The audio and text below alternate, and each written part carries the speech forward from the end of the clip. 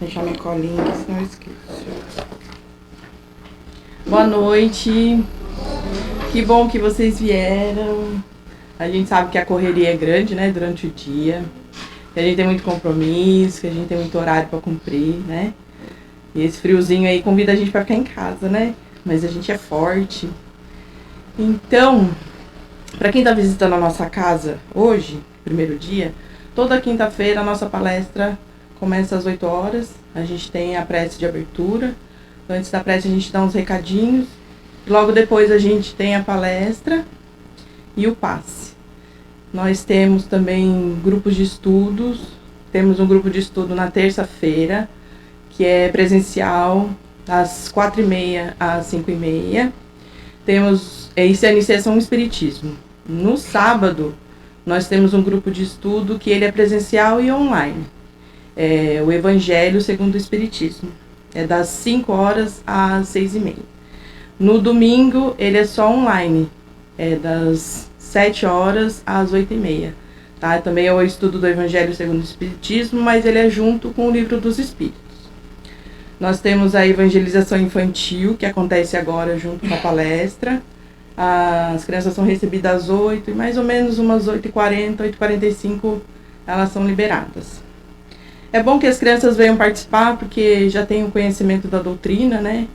E sempre ouvir falar de Jesus, né? A gente precisa ouvir falar de Jesus.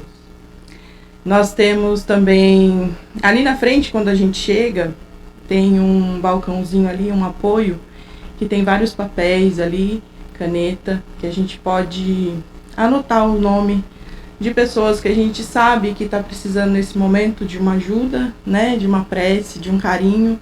Então pode ser encarnado, pode ser desencarnado.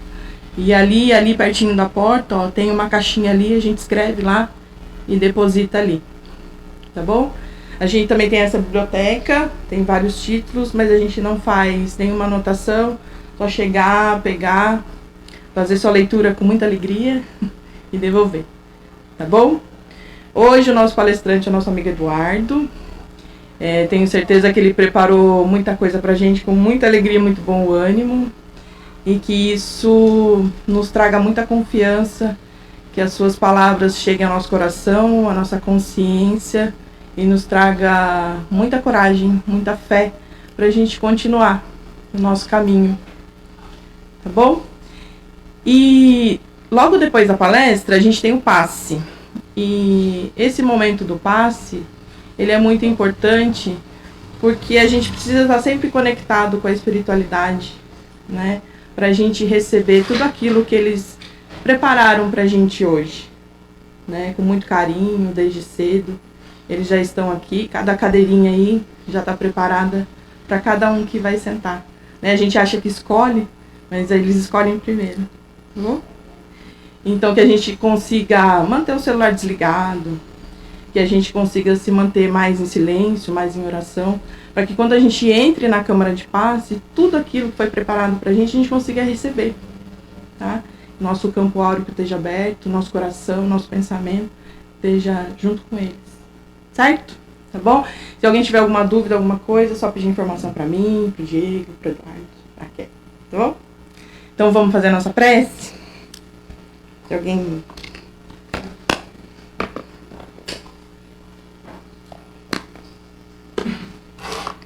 Se quiserem fechar os olhos, o que for mais confortável, mais agradável para vocês. E vamos pensar na figura do nosso Mestre Jesus, para que a gente consiga se conectar com a espiritualidade, com o nosso mentor, com a nossa família espiritual. Eles que sempre estão junto conosco, nos intuindo, nos dando apoio, nos dando carinho, nos dando coragem, para que a gente consiga cumprir todos os propósitos que nós mesmos preparamos para nós aqui. Eles ficam felizes conosco, com a nossa alegria, com a nossa felicidade, e nos apoiam quando temos as nossas dificuldades, temos as nossas tristezas, as nossas angústias.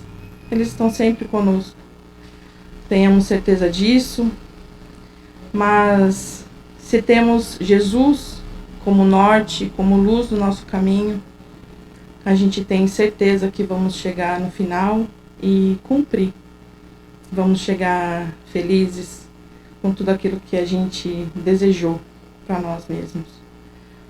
Que possamos sempre lembrar da nossa Mãe Santíssima, que a qualquer momento, a qualquer dificuldade, nós podemos pedir socorro, chamar por ela, e ela com certeza nos atenderá. Que possamos pedir à espiritualidade que ampare nosso amigo Eduardo, e como eu já disse, que as suas palavras nos tragam muita fé e muita coragem. Pedimos também ao nosso Mestre Jesus, ao Mestre Divino, Mestre Nazareno, para que nos proteja, nos abençoe e nos envolva na sua paz. Que assim seja. Graças a Deus.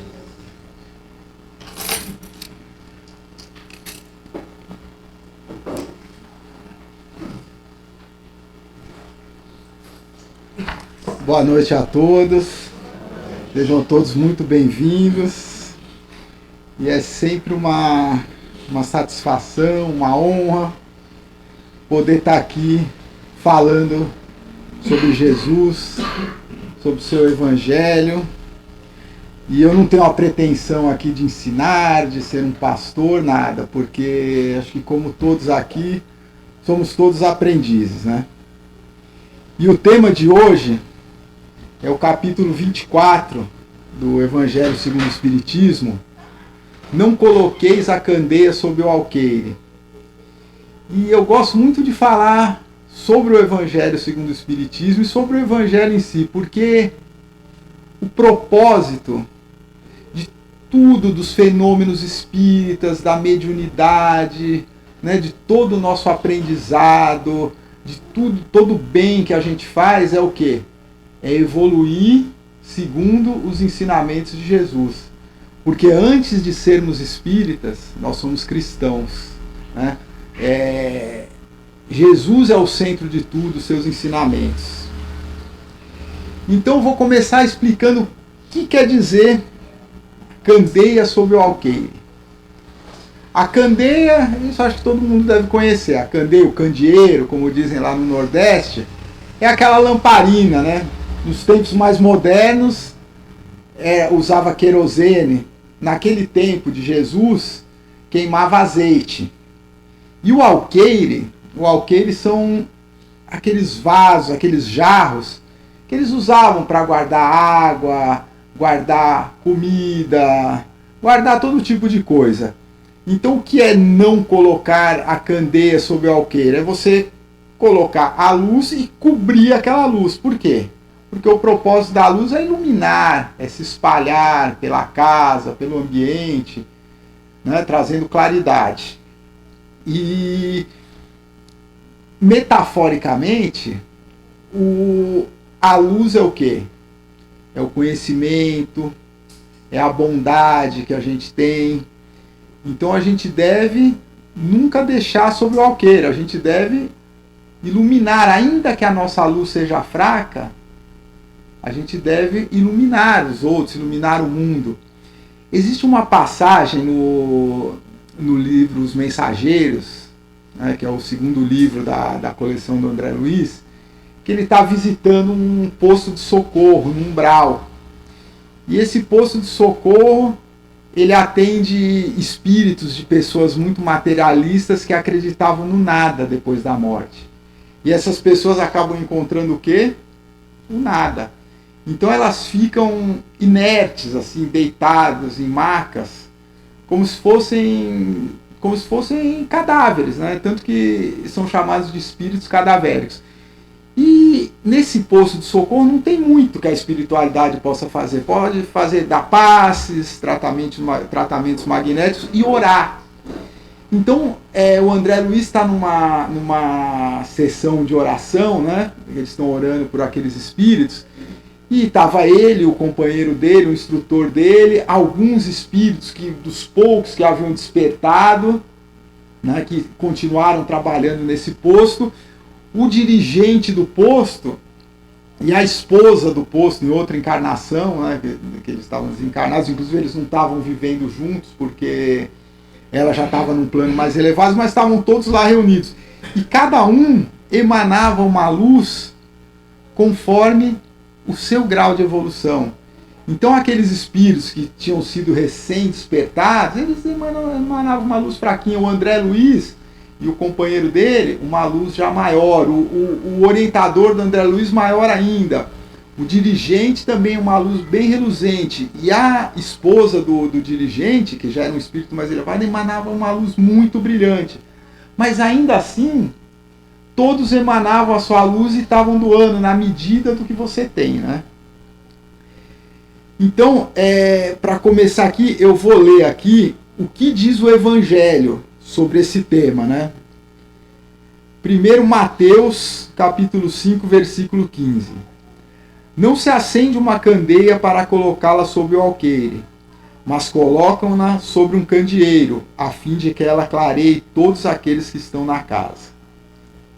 Aí depois tem Lucas, capítulo 8, versículos 16 e 17.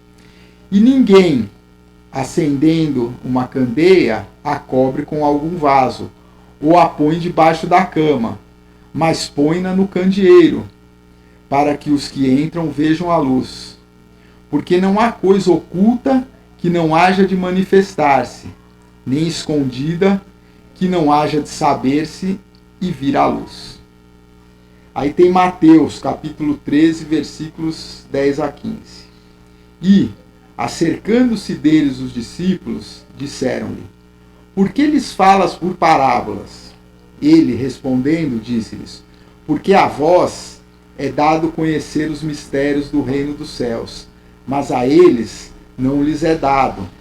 Porque aquele que tem se dará e terá em abundância, mas aquele que não tem, até aquilo que tem lhe será tirado.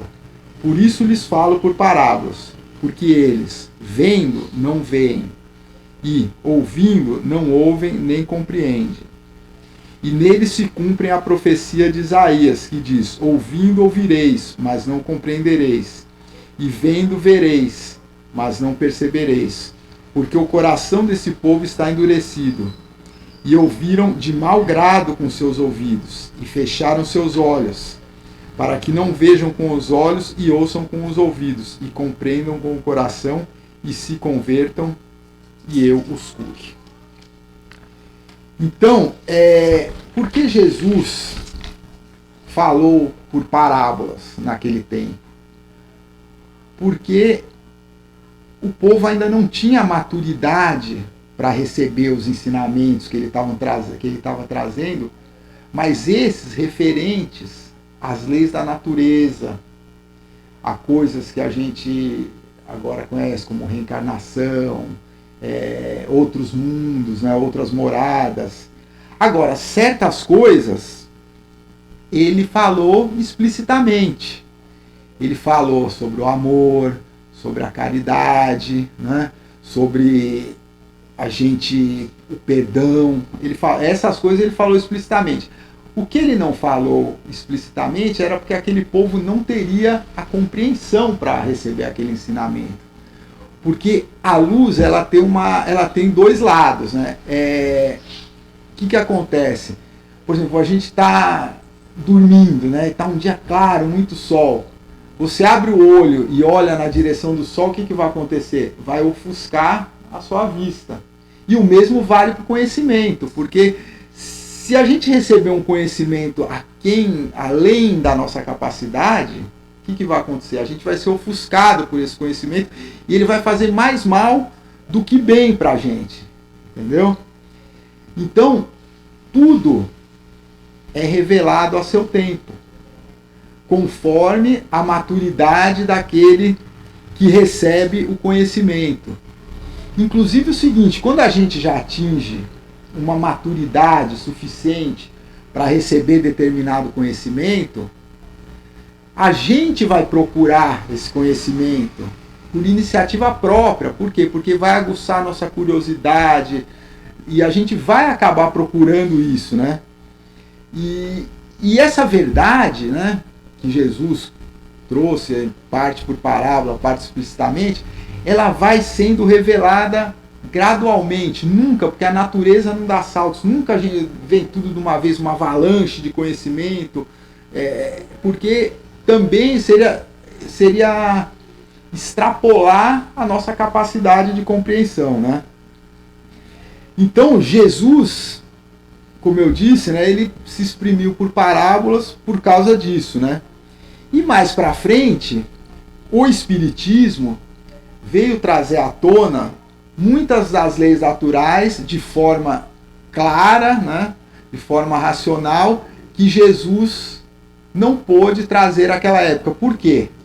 Porque na época da codificação, estamos falando aí do século XIX, né, o primeiro livro dos Espíritos foi publicado inicialmente em 18 de abril de 1857, a humanidade já tinha atingido um grau de maturidade intelectual e moral para compreender certas coisas, não tudo, porque tem muitas coisas que a gente não sabe até hoje, né? Tem coisas que a gente ainda vai ter muita revelação para receber. A gente não faz a menor ideia de como é que seja a vida nos planos mais elevados, em outros orbes. Por exemplo, muito se fala Júpiter.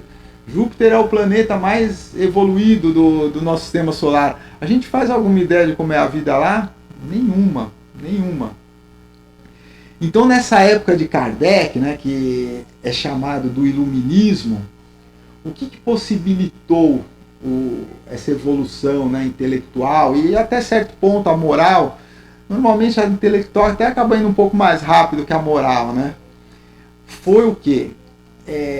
Foi a Revolução Industrial. Até o final do século XVIII, né, 1700 e tanto, 1780, qualquer coisa, todo o trabalho do homem era feito pelo próprio homem ou por animais. Com exceção de algumas pequenas coisas, por exemplo, tinha a roda d'água, um moinho para moer a cana, tinha o moinho de vento para moer a farinha, mas eram coisas bem específicas.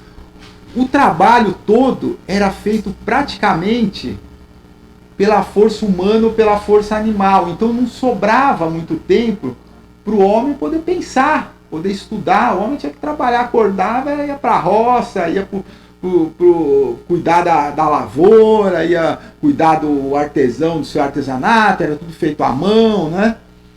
E com a Revolução Industrial, que o que marcou o início da Revolução Industrial foi a invenção da máquina a vapor, as máquinas começaram a fazer o trabalho, né? Muito do trabalho, facilitar o trabalho do homem, e a industrialização possibilitou que o homem tivesse mais tempo livre para estudar, para filosofar. Então o homem começou a evoluir intelectualmente e também moralmente. Você vê que no século XIX, por exemplo, até então era normal a escravidão, tal, começaram a surgir os movimentos abolicionistas e a moral também se elevou. Então a humanidade estava pronta para a codificação espírita, né? Para receber esses ensinamentos, conhecer as leis naturais de uma forma mais clara e mais explícita, né? E aí veio a codificação. Agora, voltando um pouco ao tempo de Jesus, né? Também o conhecimento ele precisa ser levado para as pessoas certas, nos lugares certos. Porque existem também, mesmo na humanidade atual, existem ainda povos, existem tribos na Amazônia que ainda são isoladas. E existem países altamente desenvolvidos, tecnológicos, e no tempo de Jesus também já havia diferença. Então esse conhecimento também precisava ser levado seletivamente, né, a quem deveria receber. Então, Jesus falou naquela época, né, os apóstolos, a primeira vez que ele mandou os apóstolos, isso até, acho que vocês devem ter assistido aquela série The Chosen, né? Eu não sei quem assistiu, vocês assistiram? Que é muito legal, que é a primeira vez que Jesus já tinha reunido os 12 apóstolos, e ele manda os apóstolos em grupos de 2 para levar a palavra aos povos, né? Só que o que ele fala? Ele fala, não vades aos gentios, né? Então o que Jesus falou? Está em Mateus capítulo 10, versículos 5 a 7. Jesus enviou estes 12 e lhes ordenou, dizendo: não ireis pelo caminho dos gentios, nem entrareis na cidade de samaritanos, mas ide antes as ovelhas perdidas da casa de Israel. E indo, pregai, dizendo: é chegado o reino dos céus. O que Jesus quis dizer com isso? O povo de Israel, apesar ainda da brutalidade que tinha, né, da ignorância, do endurecimento, o povo de Israel ele já tinha a ideia monoteísta, né, já acreditava no único Deus, e já tinha tomado conhecimento pelas profecias de que viria um Messias. Então, Jesus mandou os discípulos ao povo de Israel. Por quê? Porque eram aqueles que já estavam mais preparados para receber a luz do conhecimento, né? E, por exemplo, os gentis, esses eram pagãos, politeístas, ainda praticavam atos bárbaros. E os samaritanos eu costumo dizer que foram os primeiros protestantes da história. Porque a lei judaica, né, vamos dizer entre aspas, a Bíblia judaica, ela é composta por 3 partes, né? Ela é chamada de Tanar, que é a Torá, os profetas e as escrituras, né? A Torá, ela é composta por 5 livros, que são os livros de Moisés, que é a Gênese, o Êxodo, Levíticos, Números e Deuteronômio. Aí vieram os apóstolos, Isaías, Elias, Daniel, né, Miriam, e inclusive Elias, né? João Batista foi reencarnação do profeta Elias. E depois vieram as escrituras, que tem o livro de Jó, tem uma série de vários salmos, né? E os samaritanos, eles não aceitavam os profetas e nem as escrituras. Eles só aceitavam o que estava na Torá, nos livros de Moisés. Então, como eles não acreditavam nos profetas, e foram os profetas que anunciaram a vinda do Messias, então eles também não eram terreno fértil. Porque como é que você ia chegar para os samaritanos falando que um Messias chegou anunciando o reino do céu se eles não acreditavam no Messias? Então foi isso. Isso tem muito a ver até com a parábola do semeador, né? Que a parábola do semeador é o que ela diz? Que o semeador foi, jogou as sementes no terreno rochoso, elas não germinaram. Depois jogou num terreno que tinha muito pouco solo, elas germinaram, mas morreram. Depois jogou num terreno que batia muito sol tal, e o sol, elas brotaram, mas o sol secou e matou, até que ele encontrou um terreno fértil. E nesse terreno fértil, sim, as sementes germinaram e deram bons frutos. E o conhecimento também é assim, né? O conhecimento precisa ser levado para quem está preparado para aquilo, para o terreno fértil, né? Eu mesmo, assim, teve uma época que eu comprei alguns exemplares do Livro dos Espíritos e eu gostava de dar de presente, né, para amigos, para familiares, né? Mas eu pensei, esse aqui eu deixava para dar para aquela pessoa que, quando conversa com você, você fala alguma coisa do espiritismo, a pessoa demonstra algum interesse, né? Fala alguma coisa, para quê? Para que germine, porque não adianta você dar um conhecimento com incrédulo, né? E também, até hoje em dia, né? Essa regra aí do terreno fértil, né, do não vades aos gentios, também se aplica, inclusive, com a doutrina espírita. Porque existem aqueles incrédulos, existem aquelas pessoas endurecidas que não acreditam de jeito nenhum, existem outros que escarnecem mesmo, falam, isso é bobagem, isso é palhaçada, espírita, que é isso? Escarnecem mesmo e querem até denegrir o espiritismo, né? Principalmente no começo nos primeiros anos da doutrina, acontecia muito inclusive pessoas com um nível intelectual bom que questionavam das mais diversas formas, né, a doutrina espírita. E a espiritualidade, ela tem formas, né, de atrair novos adeptos, né, para a doutrina espírita. Muitas vezes as pessoas são trazidas para o espiritismo de formas assim não diretas, não porque se inspiraram, porque entenderam. Por exemplo, uma pessoa perde um ente querido, aí ela vai procurar o centro espírita porque ela está querendo receber algum tipo de comunicação para saber como é que está aquele ente querido. Aí a pessoa é trazida para dentro do centro espírita. E dentro do centro espírita, a espiritualidade vai trabalhar, os mentores dessas pessoas vão trabalhar para inspirar, para intuir, e essas pessoas acabam entrando na doutrina espírita. Outros casos, por exemplo, a pessoa está em dificuldades, né? A pessoa está em dificuldades, seja financeira, seja uma doença, seja um problema sentimental. Também, deixa eu procurar uma ajuda lá no centro espírita, acaba vindo ao centro espírita, sendo intuída, assiste uma palestra, passa por um atendimento fraterno, né, recebe alguma informação, acaba se interessando também e também acaba se tornando espírita. Então, e tem também o inverso, né? Tem as pessoas, por exemplo, que vêm, procuram ajuda, recebem ajuda, depois que recebeu que está tudo bem, se afastam novamente. Essa daí é a pessoa que não estava pronta para receber o conhecimento. E agora eu vou falar um pouco sobre também essa parte da luz, do conhecimento, sobre as 3 revelações da palavra de Deus, das leis naturais, né? Então a primeira revelação que foi feita foi Moisés, né? As leis mosaicas. E naquele tempo de Moisés, o povo era muito ignorante, o povo era muito endurecido, muito bruto.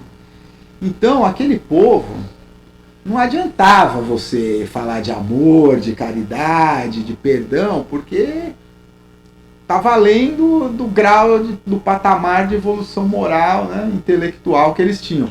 Então, naquele tempo, as leis mosaicas precisavam ser duras também. Foi pintado, né, aquela figura daquele Deus punitivo, vingativo, que se você pecasse, você ia sofrer, e toda essa vamos dizer, essa dureza, né, das leis, essa rigidez, né, que havia nas leis mosaicas. Inclusive Moisés, né, as leis mosaicas a gente pode dividir em 2 partes. Existem os 10 mandamentos, que são realmente as leis de Deus, né? Mas nas leis mosaicas ele também colocou as leis civis. As leis civis que eram? Eram os códigos de conduta, a forma dos rituais, de tudo, do comportamento, de como se deveria ser conduzido, os rituais, a louvar a Deus, né? Aí em seguida, o povo já estava um pouco mais amadurecido, veio Jesus. E a mensagem de Jesus já foi bem diferente de Moisés, apesar do que Jesus sempre falou, eu não vim destruir a lei, né? Eu vim dar cumprimento à lei. Jesus não negou nenhum dos 10 mandamentos, né? Ele apenas veio trazer esses mandamentos de uma forma diferente, né? Sob a lupa do amor, da caridade, do perdão, né? Do conhecimento, do trabalho. Então Jesus, ele mostrou o verdadeiro Deus, né? Que Deus não é aquele Deus vingativo, punitivo. Mostrou o Deus de amor, de infinita bondade, de misericórdia, né? E, como eu falei antes, chegou no século XIX, veio a codificação espírita, né? E os espíritos, o que eles fizeram? Eles trouxeram... O primeiro é o seguinte, a codificação espírita, todos os ensinamentos não foram trazidos exclusivamente por um espírito. foram trazidos por uma legião de espíritos, alguns mais elevados e outros nem tanto. Esses nem tão elevados, mas espíritos bons, eles muitas vezes serviram de instrumentos dos espíritos mais elevados também para transmitir as comunicações para o Kardec, para que ele pudesse fazer a codificação, né? E Kardec, ele, devido também à formação dele, né, a pedagogo, então ele teve o cuidado de abordar tudo que ele recebeu de uma forma racional, científica, e toda a informação ele sempre passou pelo crivo da razão e da moral, né? Além de, ele, vamos dizer, ele cruzava as informações, então ele precisava que aquela mesma comunicação fosse recebida em diversos lugares, por diversos médiuns, com o mesmo conteúdo, para ele considerar válida essa comunicação, né? E ele foi compilando tudo, né? O trabalho dele durou cerca de 3 anos, desde que ele teve o primeiro contato com os fenômenos espíritas até a publicação do Livro dos Espíritos. E posteriormente, né, ele publicou outras obras, né? Foi em 1857 foi o Livro dos Espíritos. Depois, em 1861, ele publicou o Livro dos Médiuns. Depois, em 1864, ele publicou o Evangelho segundo o Espiritismo.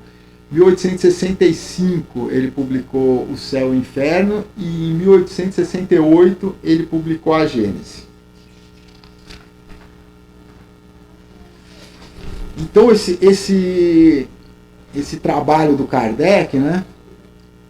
Ele foi uma missão para ele, né? E que inicialmente ele não tinha muita ideia de qual era a missão, mas ele foi, inclusive inicialmente ele foi até meio cético com aquilo. Quando ele teve contato a primeira vez com as mesas girantes, ele até atribuiu aquilo a um fenômeno magnético, né? Porque naquela época estava muito em alta esse estudo, essa prática aí do magnetismo, né, de magnetizar pessoas. Tinha até um austríaco chamado Franz Mesmer, né, que fazia isso de magnetizar pessoas, e ele achava assim que da mesma forma que pode se manifestar, pode se magnetizar pessoas, você pode magnetizar objetos também, né? Até que ele começou a perceber que havia uma inteligência por trás daquilo, né? Então, assim, como que os espíritos, né, inicialmente despertaram a curiosidade, né, dos homens? Os fenômenos espíritas, fenômenos mediúnicos, sempre ocorreram, desde os primórdios da humanidade, né? Mas nessa época, começou com o quê? Com as mesas girantes. E era muito uma curiosidade, um espetáculo, e era necessário que fosse assim. Porque vocês imaginam se a espiritualidade já chegasse, já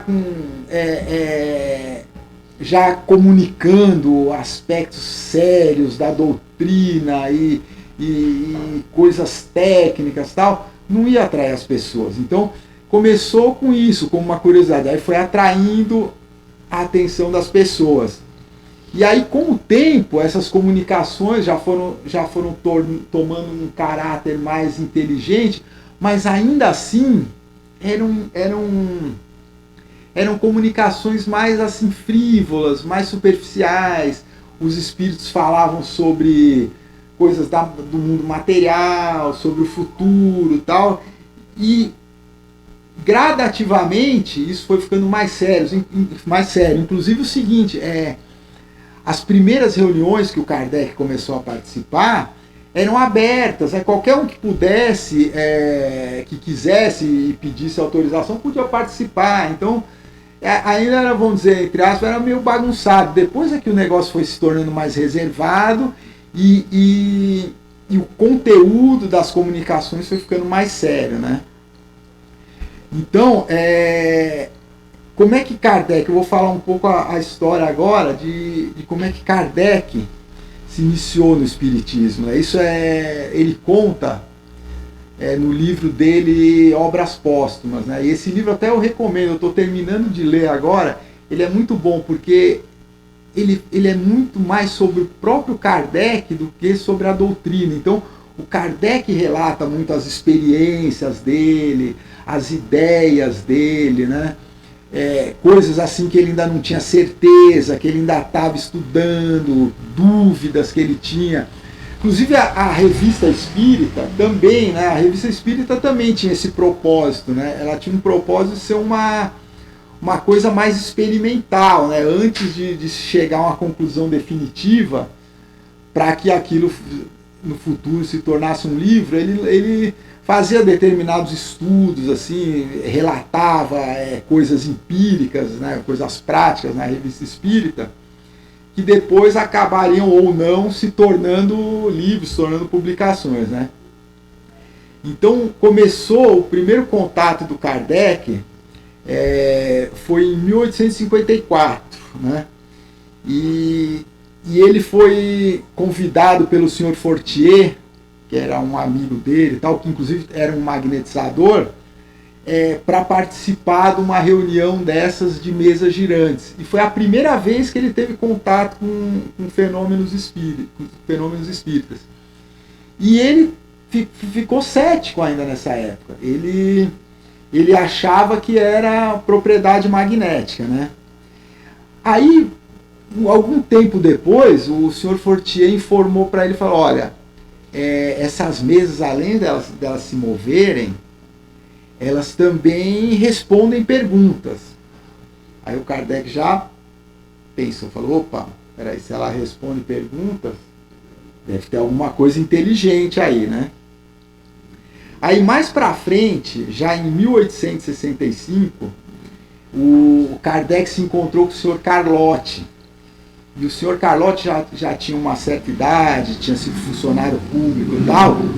E ele ficou longas horas falando com o Sr. Carlotti, e o Sr. Carlotti foi o primeiro a sugerir para ele que naqueles fenômenos das mesas girantes havia a influência de espíritos, que começou a falar do mundo espiritual.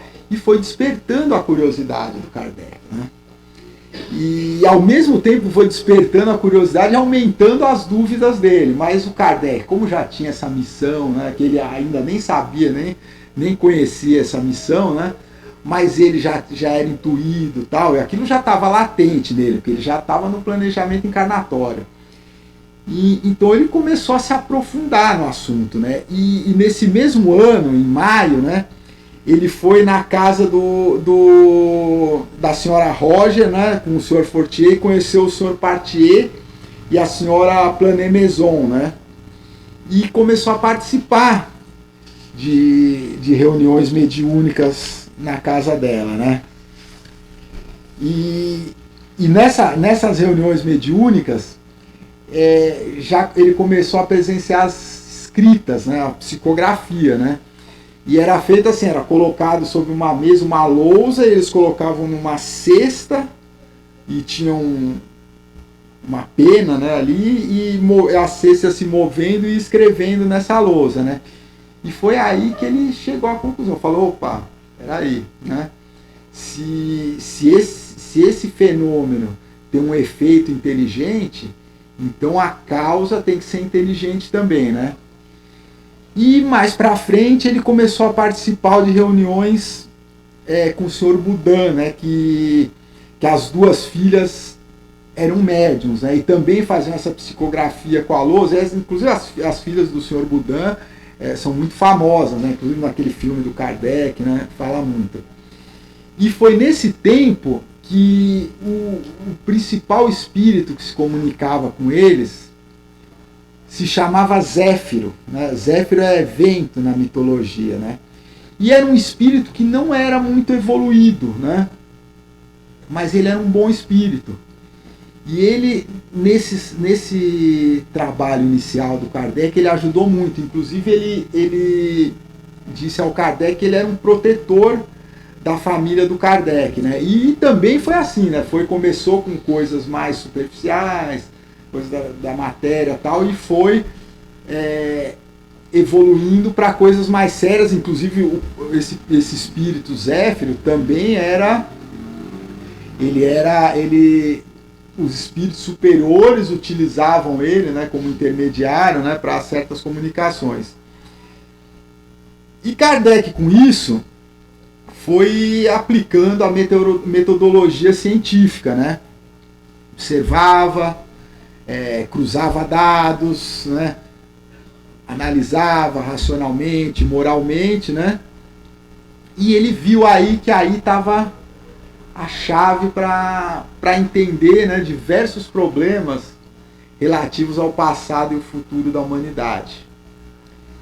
E já em 1856, né, quando as reuniões já estavam com temas mais sérios, mesmo já estava... os espíritos já estavam mandando, ele começou a elaborar as perguntas, né, e respostas que depois formaram o Livro dos Espíritos, na casa do senhor Rustam e da senhora Jafé, que era sonâmbula, né, e ele foi se aprofundando, né, e já no final de 1856 ele já tinha um material ali suficiente, né, para escrever um livro, né. E depois disso, né, ele começou a procurar outros médiuns, alguns que eles até eram em outros países, que ele se correspondia tal, para cruzar informações e ir organizando tudo aquilo, né. E durante essa fase toda que ele estava compilando, né, juntando material para publicar o Livro dos Espíritos, né, teve um episódio na casa dele que ele estava escrevendo um capítulo, né, do Livro dos Espíritos, e ele começou a ouvir pancadas. Aí ele começava a escrever, daqui a pouco mais pancadas, né, no intervalo. Aí ele continuava a escrever, as pancadas ficavam mais fortes, né. E ele foi olhar, não entendeu bem aquilo, o que era aquilo. Aí, em seguida, numa reunião mediúnica, se comunicou o Espírito da Verdade, né? E o Espírito da Verdade falou que era ele que estava dando as pancadas e que o capítulo que o Kardec estava escrevendo estava errado, que ele queria que o Kardec corrigisse, né, algumas coisas que ele estava escrevendo. E depois o Kardec revisou, aí submeteu aquele capítulo novamente ao crivo do Espírito da Verdade. Falou, não é bem assim que eu quero. Foi lá, modificou lá algumas 2, 3 vezes, até que estava da forma que o Espírito da Verdade queria. E depois ele passou, esse Espírito da Verdade passou a dar comunicações regularmente ao Kardec. Só que ele falou assim para o Kardec, ele falou, olha, eu só vou dar uma comunicação a cada 15 dias. Inclusive depois essas comunicações foram mais espaçadas ainda. Por quê? Porque depois ele explicou, que ele falou, eu não quero que você simplesmente transcreva o que eu estou falando, que eu faço. Ele falou, isso é um trabalho seu. Ele queria que o Kardec, pelo esforço próprio, pela intuição, pela aspiração dele, e nas meditações dele, que ele era intuído, ele queria que o Kardec fizesse o trabalho, não que ele fizesse. Então ele dava aquela comunicação esporádica, assim, para marcar a presença, tal, para corrigir alguma coisa, mas ele deixou muito o trabalho na mão do Kardec, né? Então, foi a importância do Kardec foi muito grande, né? E inclusive ele também, quando ele revelou ao Kardec que a missão do Kardec era codificar a doutrina, ele também não foi explícito, falou, olha, você vai ter que pegar todas as informações, codificar. Ele falou, não, ele falou, você segue a sua intuição, as suas aspirações, nas suas meditações você vai ter a resposta para o Kardec fazer do jeito dele, entendeu? Não ser simplesmente um mero, como se tivesse o Espírito ditando para ele o que ele tinha que falar. Ele tinha que colocar, né, a personalidade, o intelecto dele naquilo, né? Então, para concluir aqui, né, que espero que todos possamos, né, na medida do possível, na medida do nosso grau de evolução, tentar levar ainda a nossa luz tênue, né, porque nós ainda somos mais trevas do que luz, a quem pudermos, né, da melhor forma que pudermos, e também possamos estar abertos e preparados para receber a luz que nos é trazida, né? Que não fechemos os olhos, né? Para os ensinamentos da doutrina, para as lições que recebemos aí todos os dias, né?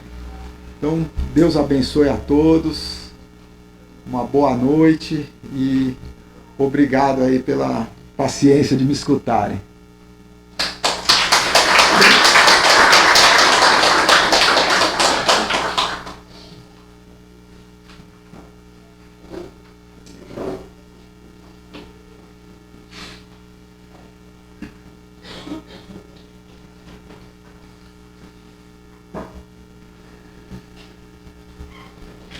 A gente agradece ao nosso irmão Eduardo pelas reflexões, pelos ensinamentos, as informações que foram aqui trazidas, que a gente possa nos esforçar para ler e estudar essa nossa doutrina, essa doutrina que Jesus certamente endossou para nós, porque ela é a chave para os entendimentos de tudo aquilo que ele ensinou através de parábolas que ele deixou para nós. A doutrina compreende esses 5 livros tão importantes que ele aqui citou, e é importante para nós espíritas que a gente faça a leitura, pelo menos, desses livros, que a gente busque grupos de estudo para fortalecer o entendimento dessa leitura, que não é fácil, mas é importante nós espíritas conhecermos a doutrina, que essa luz que a doutrina traz para nós, possamos também levar aos nossos irmãos, e não escondê-la e guardá-las conosco. Falar sobre a reencarnação, sobre a lei de causa e efeito, sobre os planos que são traçados na erraticidade e aqui executados, sobre a lei de progresso, a lei de trabalho, a lei de destruição, a lei de conservação, e, sobretudo, a lei de justiça, amor e caridade é a mais importante. Eu quero aqui fazer uma breve leitura de um capítulo aqui do Fonte Viva, este livro que foi psicografado pelo Chico, através do Espírito Emmanuel, traz lições valiosíssimas e que seria interessante que a gente cada dia se dedicasse à leitura de um capítulo e durante o dia pudéssemos refletir sobre a leitura que fizemos. Um pouco de fermento. Não sabeis que um pouco de fermento leveda a massa toda? Palestra da semana passada, né? Eu abri aqui aleatório. Ninguém vive só. Nossa alma é sempre núcleo de influência para os demais. Nossos atos possuem linguagem positiva. Nossas palavras atuam à distância. Achamo-nos magneticamente associados uns aos outros. Ações e reações caracterizam-nos à marcha. É preciso saber, portanto, que espécie de forças projetamos naqueles que nos cercam. Nossa conduta é um livro aberto. Quantos de nossos gestos insignificantes alcançam o próximo, gerando inesperadas resoluções? Quantas frases aparentemente inexpressivas, arrojadas de nossa boca, estabelecem grandes acontecimentos? Cada dia emitimos sugestões para o bem ou para o mal. Dirigentes arrastam dirigidos. Servos inspiram administradores. Qual é o caminho que a nossa atitude está indicando? Um pouco de fermento leveda a massa toda. Não dispomos de recursos para analisar a extensão de nossa influência, mas podemos examinar-lhe a qualidade essencial. Acautela-te, pois, com o alimento invisível que forneces às vidas que te rodeiam. Desdobra-se-nos o destino em correntes de fluxo e refluxo. As forças que hoje se exteriorizam de nossa atividade voltarão ao centro de nossa atividade amanhã. O que nós plantamos, iremos colher. Tenhamos muita atenção com aquilo que estamos semeando, principalmente semeando aos que estão à nossa volta. Digo aos pais e mães que têm a tarefa de encaminhar os seus filhos, mostrar-lhes bons exemplos, mas nós espíritas, que detemos o Evangelho segundo o Espiritismo, que caminhamos com os ensinamentos de Jesus, devemos estar atentos com os nossos exemplos, não mais só com as palavras. Que possamos nos manter em silêncio, assim com o pensamento em Jesus, meditando sobre as palavras do nosso irmão Paulo de Tarso. Que a espiritualidade continue a nos envolver e que nós nos sintamos assim, abraçados e acolhidos nessa luz e nessa paz. Que assim seja, graças a Deus.